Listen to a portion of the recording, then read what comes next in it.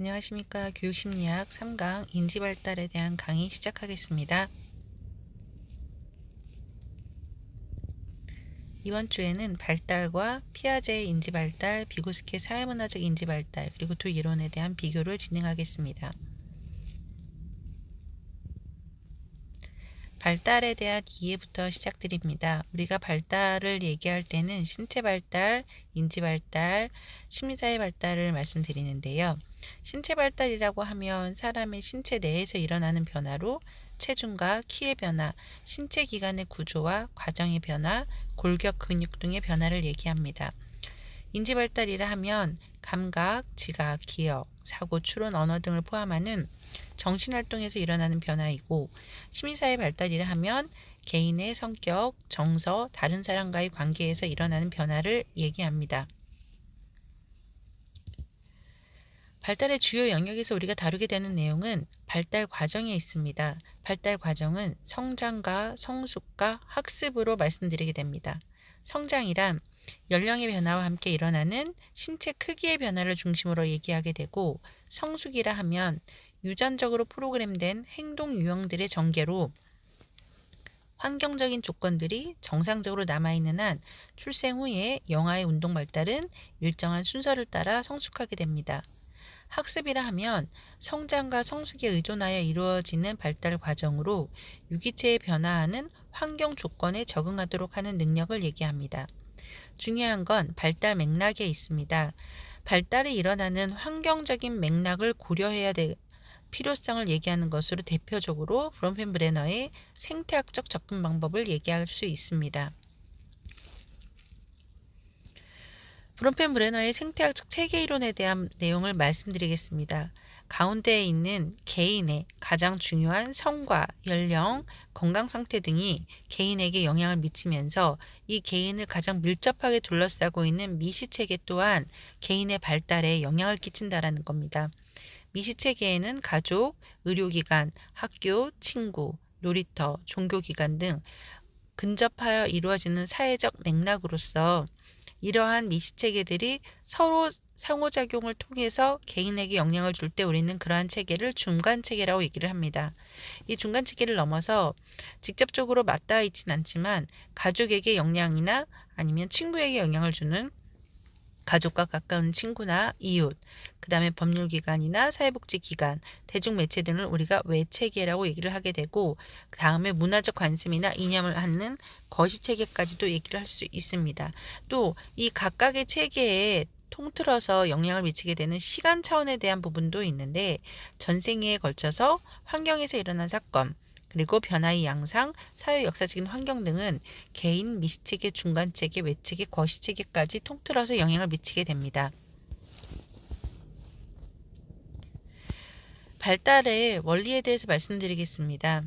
인간의 발달은 임신, 출생, 성장, 노쇠의 과정까지를 거쳐서 죽음에 이르기까지의 전 생애를 통해서 계속되는 체계적으로 일어나는 일련의 변화를 얘기합니다. 과거의 발달이라고 하면 말씀드렸다시피 노쇠와 죽음으로 가는 하강의 곡선은 무시되어지는 경향이 있었는데요. 인간의 발달이라고 하면 성장 곡선과 함께 하강 곡선을 모두 포함한다라는 말씀을 드리고, 이러한 발달의 원리는 크게 유전자와 환경 간의 상호작용에 따라서 이루어지고, 발달이라 하면 가지고 태어나는 유전인자와 주어지는 환경 간의 끊임없는 상호작용에 의해서 이루어진다라고 보고, 두 번째, 발달이라 하면 일정한 순서와 방향성을 지닌다라는 것입니다. 발달이라고 하면 기본적으로 머리에서 하부, 그리고 중심에서 말초로 이루어진다라는 순서와 방향성을 예시로 들 수 있습니다. 그리고 분화와 통합의 과정이 발달의 원리에 포함되어지는데요. 나누어졌다가 또 나누어진 것들이 합쳐지고, 인지적인 구조에서도 그렇고 감각적인 구조에서도 마찬가지로 반복하면서 이루어지게 되고, 연속의 과정이라는 것은 어느 단계에서 어느 단계로 넘어갈 때 탈피 같은 과정을 거치지 않고 우리는 쭉 연결되어져서 이루어지고, 중요한 건 그 속도는 일정하지 않다라는 것입니다. 결정적 시기가 있다라는 건 특정 시기에 이루어져야 할 발달 과업을 이루지 못할 경우에 이후 성격 형성에 결함을 나타낼 수 있다는 것이고, 또 마지막으로 개인차에 대한 얘기도 드릴 수 있습니다.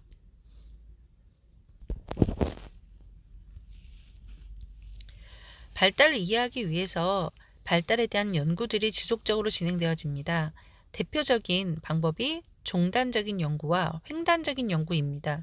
종단적 연구라는 것은 같은 집단을 인정 기간 동안 계속해서 관찰함으로써 어떤 특성의 변화 과정을 종적으로 연구하는 방법이고, 예를 들면 최근에 울산 교육청에서 중심으로 이루어진 데이터 기반 교육의 미래, 울산교육 종단연구처럼 한번 이 대상이 선정되어지면 그 대상을 10년, 20년 추적되어져서 연구를 하는 것을 의미합니다. 60년대 우리가 유아교육 분야에 있어서 보상교육에 대한 흐름에 대한 그러한 추적 연구들이 많이 이루어졌거든요. 대표적인 게 뭐냐면 유아교육을 받은 사람과 받지 않은 사람과의 차이를 추적하는 연구들. 결론은 뭐냐? 어떤 유아교육을 받느냐보다 그 결정적인 시기에 유아교육에 노출되어졌느냐, 노출되어지지 않았느냐가 영향을 미쳤다라는 거예요. 그만큼 이러한 효과를 보기 위해서는 그 효과가 지속되어지는 유아교육을 경험한 사람들이 초등학교, 중학교, 고등학교, 그다음에 성년 이후까지 추적되어지는 연구들을 우리가 종단적인 연구라고 얘기합니다. 발달을 연구할 때 종단적인 연구가 어떻게 보면 변인적인 부분을 통제하는 데 있어서 많이 유리합니다. 하지만 이 하나의 사람뿐만 아니라 100명, 200명, 많게는 1000명, 2000명의 사람을 10년, 20년 추적한다 보면 연구자의 변화도 있을 거고, 또 피연구자, 연구 대상자의 변화도 있을 거란 말이에요. 그러한 부분들을 우리가 어떻게 변인으로서 조절할 수 있는가가 종단적 연구에서는 가장 커다란 문제점이거든요. 그러면 그러한 문제점을 보완할 수 있는 게 바로 횡단적인 연구라는 거죠. 무슨 얘기냐? 2024년에 1살, 2살, 3살, 4살 연령대별로 표집 집단을 100명씩 모은다고 생각을 해보세요. 그러면 2024년에 0세부터 90세까지의 모든 사람의 발달 단계를 볼 수 있다라는 거죠. 그래서 동시에 여러 연령의 개인이나 집단을 대상으로 어떤 특성에 대한 자료를 얻고 그 결과를 연령간에 비교해서 발달적인 변화 과정을 추론해가는 방법, 이것을 우리가 횡단적 연구 방법이라고 합니다. 그래서 예를 들어서 인지심리학적 횡단연구 사례라고 해서 필요로 되어지는 대상들을 다 모집을 해서 그 사람들의 인지 발달이나 아니면 사회정서 발달을 측정하는 거거든요. 그러면 이 연구 방법의 단점은 뭘까요? 한계점. 그 모아진 사람들의 변인이 너무나 다르다라는 거죠. 가정 경제적인 것도 다를 거고, 유전적인 것도 다를 거고, 그러면 그것이 꼭 그 연령에 나타난 인지 발달의 특성이라고 얘기할 수 있는가, 사회 정서적인 발달의 특성이라고 할 수 있는가, 오케이 할 수 없다라는 얘기예요. 그래서 이 횡단적 연구 방법은 동시에 많은 연령을 볼 수 있다라는 장점은 있지만 변인 통제에 있어서는 이 또한 많은 문제로 발생되어지게 됩니다. 이제 두 번째로 우리가 발달을 다루면서 피아제 인지발달 이론에 대해서 다루겠습니다. 인지라는 내용이 무엇이냐라는 게 중심적인 개념인데요. 인지라는 것은 외적인 행동, 즉 나로 하여금 행동하게 하는 인간의 내적인 정신 과정을 말합니다. 자극을 받아들이고 저장하고 인출하는 일련의 정신 과정을 우리가 인지라고 얘기를 하고요. 조직이라는 건 뭐냐면 인간이 환경에 대한 모든 지식을 종합하고 체계화하려는 성향을 얘기합니다. 즉 이제 동화와 조절, 평형화, 비평형화 다 말씀드리겠지만 인지되어진 내용들을 체계적으로 조직하려는 성향이 있다라는 거예요. 이걸 어떻게 체계화해서 그걸 우리가 조직이라고 얘기를 하게 됩니다. 도식이라는 것도 우리가 이해를 해야 되는 개념입니다. 도식이란 정신적인 발달과 함께 변하는 인지적인 구조라는 거예요. 그래서 생각이나 행동에 조직된 패턴을 우리가 도식이라고 얘기를 하게 되고, 정신적으로 적응해 갈 수 있는 도식을 갖고 있는 아동을 우리가 전제를 하게 되고, 결론으로 도식이라 하면 새로운 정보를 지각하고 조직화하는 시스템이 우리 머릿속에 있는 쉐마, 도식이라는 겁니다. 그래서 도식을 조정하고 사용하는 과정을 설명하기 위해서 피아제는 동화와 조절, 또 이것이 반복되어져 이루어지는 평형화와 비평형화의 과정을 설명하게 됩니다. 적응이라고 하면 뭐냐면 환경과 효율적인 상호작용으로 환경으로부터 얻은 정보를 동화하고 조정하는 이중적인 과정을 통해 일어나는 게 적응한다라고 우리가 얘기를 하게 됩니다. 그러면 중요한 게 뭐냐? 계속적으로 나오는 용어가 동화와 조절이잖아요. 그쵸? 동화라는 건 뭐냐? 새로운 정보가 들어왔을 때 현존에 있는, 이미 가지고 있는 도식이 이를 잘 받아들여서 새로운 정보를 기존의 도식에 포함시키는 거예요. 잘 융합시키는 거. 조절은 뭐냐면 융합을 하려고 했는데 융합이 안 돼. 그래서 뭐를 해? 아동이 자신이 가지고 있는 현재의 도식을 수정해서 새로운 정보를 현존하는 도식과 융합시키는 것, 즉 도식이 하나 늘어난다라고, 아니면 도식이 더 세련화되어졌다, 구체화되어졌다라고 얘기할 수 있는 게 바로 조절입니다. 제가 동화 조절 말씀드릴 때 가장 쉽게 얘기하는 게 강아지, 고양이거든요. 이제 아이가 엄마랑 같이 길을 걷고 있는데 강아지가 나타난 거예요. 강아지는 외현적으로 봤을 때 다리가 4개 있잖아요. 그리고 귀도 쫑긋하고, 그리고 이제 우리처럼 직립보행이 아니라 4발로 걷으니까 아이가 엄마한테 엄마 저게 뭐야? 그랬더니 엄마가 저건 강아지야 라고 해서 아이는 하나의 쉐마를 만드는 거예요. 4개로 걷는 것은, 그리고 저런 색깔을 가지고 있는 거는 강아지구나 라고 해서 강아지라는 게 있다라는 쉐마가 만들어졌어. 좀 가다 보는데 이제 고양이를 만난 거에서 아이가 엄마한테 뭐라고 그럴까요? 엄마 저것도 강아지야. 그랬더니 엄마가 뭐라 그러지? 아니야, 야옹야옹 우는 것은 고양이야 라고 얘기를 해준 거예요. 그러면 아이는 고양이라는 새로운 자극을 본인이 가지고 있던 강아지라는 도식에 넣으려고 했단 말이에요. 뭐를 하려고 한 거죠? 동화를 시키려고 했는데 동화가 안 돼. 뭔가가 달라. 엄마가 더 아니래. 뭐가 다른가? 얘는 이제 새로운 도식을 만들어내야 되는 거죠. 소리가 다르구나. 멍멍은 강아지고 야옹은 고양이라고 하는구나. 4발로 있는 거는 동물인데 그게 소리에 따라서 강아지가 되고 고양이가 되는구나. 그래서 도식이 쉐마가 구별되어지게 되는 거죠. 이걸 우리가 세련화라는 표현도 쓰긴 하거든요.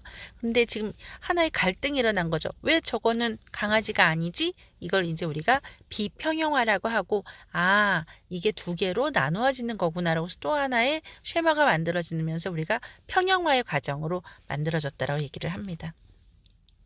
피아제는 이제 인지발달 단계를 연령에 따라서 나누고 있는데요. 감각운동기는 이제 0세에서 2세라고 얘기를 하게 됩니다. 그래서 영아가 새로운 정보를 얻기 위해서 자신이 가지고 있는 감각을 사용하고 또 새로운 경험을 찾기 위해서 운동 능력을 사용하는 시기입니다. 그래서 감각운동기는 1단계부터 6단계까지 얘기를 하게 되고, 특히 이제 2차 순환 반응에서 4개에서 10개월, 그 다음에 도식의 협응이 이루어지는 10개월에서 12개월에 해당하는 시기에 좀 극적인 변화들이 이루어지게 됩니다. 그리고 우리가 많이 이제 다루게 되는, 아니면 우리와 같은 상호작용을 하게 되는 아이들이 이제 전조잡기 아이들이죠. 2에서 7세의 경우라고 얘기를 하고, 전조잡기의 가장 커다란 특징은 자기중심적이고 잘못된 개념과 현실에 위배되는 개념을 갖고 있는 시기라고 얘기를 하게 됩니다. 그래서 자기중심적이다. 한 증거로 물체를 수집하거나 분류가 가능하지만 조건적으로 분류는 불가능하고, 논리적인 관계의 이해가 시작이 되긴 하지만 완성된 관계는 아니고, 또 보존성에 있어서도 보존성이 완성되어지지 않은 시기다라고 얘기를 하게 됩니다. 구체적 조작기는 우리가 이제 저학년, 초등학교 초기라고 얘기를 하게 되는데요. 구체적인 문제에 대해서 논리적인 사고가 가능한 시기입니다. 그래서 구체적인 사고는 가능하지만 형식적 조작기에 하게 되는 추상적이나 가상적인 사고에는 한계를 보이는 시기가 구체적 조작기입니다. 그리고 이제 12세, 우리가 11세에서 15세라고 얘기를 하게 되는데, 이 시기는 이제 논리적 사고라고 얘기해서 예측을 하고 평가를 해서 이제 자신의 조직을 더 인지 구조를 세밀화할 수 있는 시기, 특히 뭐가 가능한 시기, 추상적인 시기가 가능한 거라는, 실제 구체적 조작기에서 가능했던 조작을 하지 않아도 머릿속에서 가상의 상황을 그려서 정답을 유추해낼 수 있는 시기가 우리가 추론이라고도 얘기하고 추측이라고도 얘기를 하거든요. 그 시기를 우리가 형식적 조작기라고 얘기를 하게 됩니다. 지금 이제 실험을 나타내고 있는데, 추의 진동에 관한 실험이라 그래서 피아제 유명한 실험인데요. 이 추를 빠르게 움직일 수 있는 방법, 느리게 움직일 수 있는 방법, 뭐로 가능했죠? 기억나세요? 예, 이 길이였잖아요. 이 길이에 대한 것을 본인이 한번 해보고 나서 다음의 과정들을 유추해낼 수 있는 실험. 그래서 우리가 형식 조작기에서 이 실험에 대한 얘기들을 많이 하게 됩니다. 피아제 이론에서 우리가 가장 이슈적으로 얘기하는 건 뭐냐면, 교사가 학습자의 발달 단계를 개별적으로 접근해서 도전적인 학습까지를 제공할 수 있다는 거예요. 두 번째는 뭐냐, 우리가 비고스키와 많이 얘기를 할 때 발달이 먼저냐 학습이 먼저냐라고 얘기를 하게 되거든요.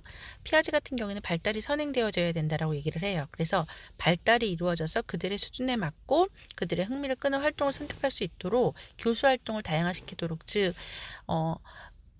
학습으로 인해서, 환경으로 인해서 발달을 촉진시킬 수는 있지만 가장 베이스는 발달이 이루어져 있어야 된다라고 얘기를 해요. 반대로 이제 비고스키 같은 경우에는 학습에 더 강조점을 두는 거죠.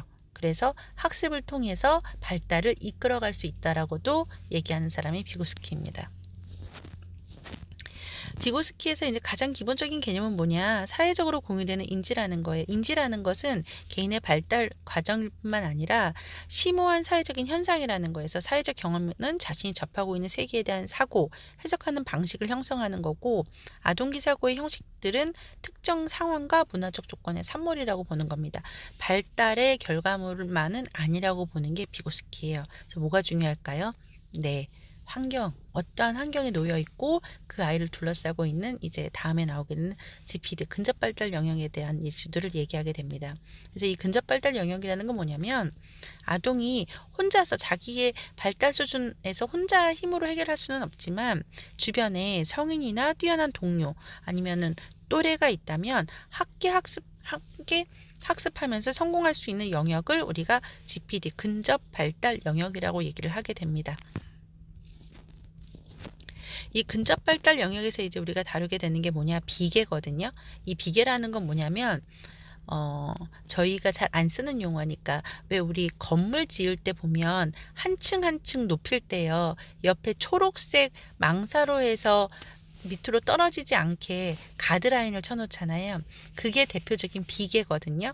그래서 아동으로 하여금 새로운 능력을 구축하게 하는 사회적 환경으로서의 하나의 지원 체계를 우리가 비계라고 얘기를 하고, 비계 설정이라는 건 뭐냐, GPD, 근접 발달 영역 내에서 아이가 어떤 문제에 직면하고 있는 아이에게 문제를 해결할 수 있도록 조력하고 꾸준히 시도하도록 격려하는 도움 체계를 우리가 비계를 설정한다라고 얘기를 하는 거예요. 그래서 그림을 보시면 학습자가 가운데 가장 들어가 있는 영역이 본인의 현재적인 발달 수준, 무슨 얘기냐, 타인의 도움 없이 자신의 힘으로 할 수 있는 단계를 우리가 현재 발달 수준이라 그러고, 잠재적인 발달 수준이라는 건 뭐냐면, 아까 말씀드렸다시피 주변의 도움을 통해서 능력을 향상시킬 수 있는 영역이 잠재 발달 수준이거든요.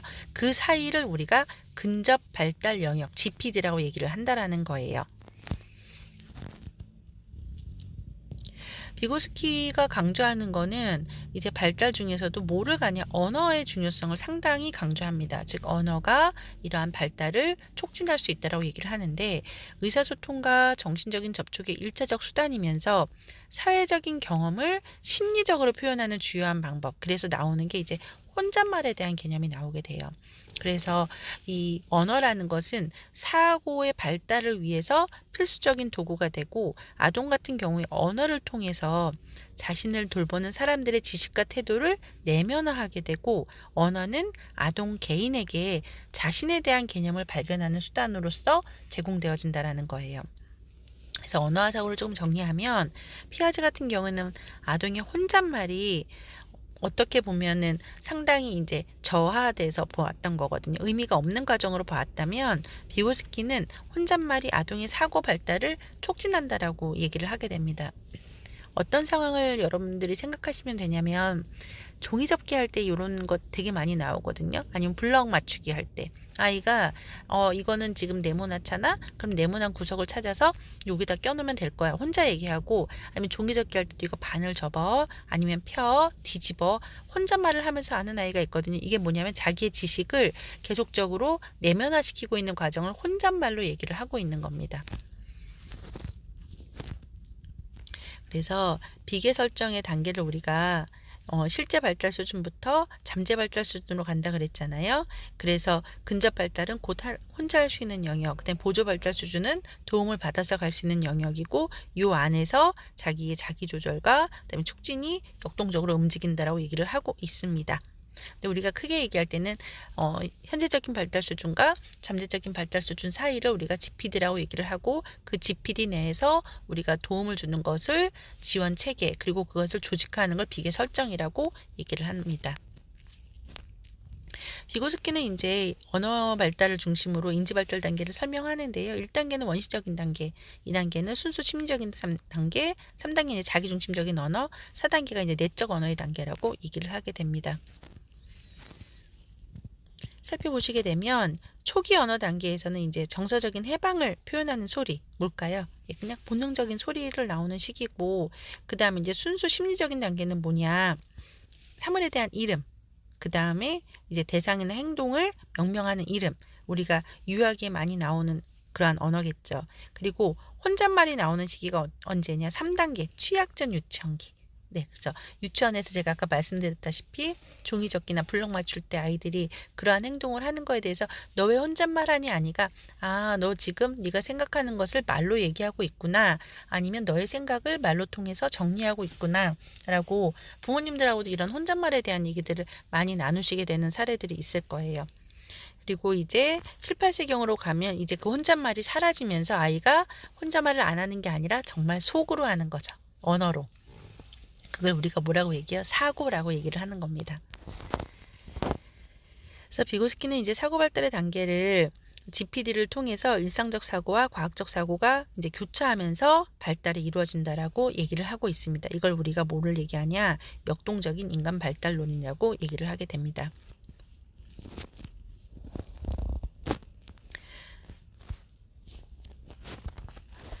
비고스키 인지 발달 단계 1단계에서는 이제 제가 처음에 말씀드렸던 것처럼 더 유능한 타인의 도움을 받아서 과제를 수행하는 단계고 2단계는 자기 자신에 의한 도움 그 다음에 3단계는 과제 수행이 완전히 발달되어져서 내면화 자동화가 이루어진 단계는 4단계는 이제 뭐냐면 완전히 내가 나 혼자 힘으로 할 수 있어서 다음 GPD로 올라가는 단계를 우리가 4단계라고 얘기를 하게 됩니다. 비고스키 이론의 교육적인 적용입니다. 아까 말씀드렸다시피 피아제가 개인의 발달을 중심으로 얘기했다면 비고스키는 사회문화적 인지발달 이론이라고 얘기하는 것처럼 특정 문화의 가치나 신념, 관습, 기술이 어떻게 다음 세대로 전수되는지에 초점이 맞추어진 인지발달 이론이라고 볼 수 있습니다. 그래서 사회문화적 요인의 중요성을 정말 강조하고 아동의 모든 고등정신 기능은 사회적인 상호작용, 특히 언어적인 측면을 중심으로 습득된다라고 주장하고 있습니다. 이제 요 부분이 이제 포인트가 되는데요. 피아제나 비고스키 둘 다 발달의 심리적인 과정, 내적인 과정을 중시하지만 인지 발달을 양적인 변화가 아니라 질적인 변화라고 얘기를 하게 되고 발달을 적응 과정에서 인지적인 독특성과 주기성으로 특정지어진다. 그리고 개인과 환경의 역할은 분리할 수 없다. 그리고 비고스키 GPD는 학습과 발달이 일어나는 민감한 영역이라는 점에서 피아제가 말했던 학습에 대한 준비도 개념과 유사한 점이 있습니다. 근데 순서의 문제인 거예요. 발달이 먼저냐 학습이 먼저냐. 비고스키는 학습이 발달을 이끌 수 있다고 얘기했던 반면에 피아제는 발달이 있어야 학습이 가능하다고 봅니다. 그래서 두 이론 모두 활동을 강조한다는 얘기고요. 이러한 내용들을 조금 아동에 대한 관점과 발달의 주요한 동인, 움직이게 하는 힘, 그 다음에 문화적 맥락과 사고와 언어적인 측면을 중심으로 우리가 비교할 수 있습니다. 또 인지에 대한 부분과 혼잣말에 대한 관점, 그리고 아동과 성인의 관계, 그리고 학습이 발달에 미치는 효과에 대한 이슈들을 얘기하게 되는데요. 둘 다 학습과 발달을 같이 강조하고 있고 인지적인 내면적인 과정을 강조하고 있지만 피아제는 개인적인 관점, 그다음에 비구스키는 사회문화적인 관점을 더 강조하고 있다라고 오프라인 수업 시간에 조금 더 구체적으로 말씀드리겠습니다. 오늘 발달에서 피아제와 비고스키 중심 이론을 중심으로 인지 발달을 말씀드렸거든요. 요 내용들을 중심으로 해서 이제 다음에 심리사회적 발달, 도덕성 발달까지도 연결되어집니다. 제 강의는 계속되어지고 들어주셔서 감사합니다.